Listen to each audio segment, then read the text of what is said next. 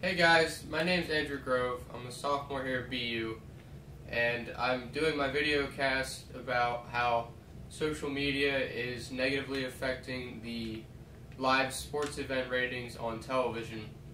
And over the past 2 to 3 years, I've really noticed and just learned from sports radio shows that I listen to, and just watching sports in general, how the ratings for live sporting events is just really starting to go down.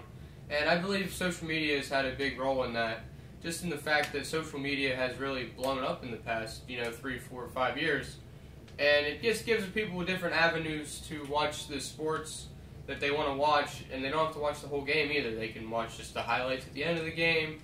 They can keep up with the game on their Twitter account or their Facebook account during the game, instead of having to sit in front of the TV for 3 or 4 hours and watch the game themselves. And I have a couple stats here I'd like to share with you.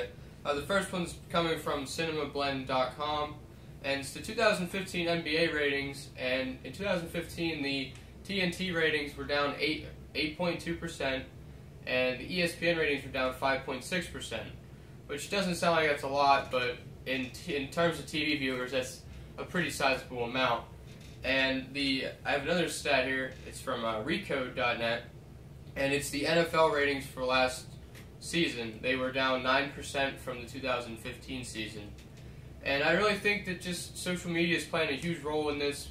People with their Snapchat accounts, or their Twitter accounts, their Facebook accounts, their YouTube accounts, their Periscope account, they're just following all these teams. They're able to follow their favorite teams and sporting events that they're most interested in without having to watch every single game, every single event. If they don't want to watch it, they can just keep up with it on their phone, through whatever apps they want to use. And every single sporting event that goes on throughout the world, you can find live updates on some form of social media, like Twitter, for example. I could follow any sporting event throughout the world in any time on my Twitter account if I really wanted to. It's not a problem at all. There's always someone there updating you just consistently.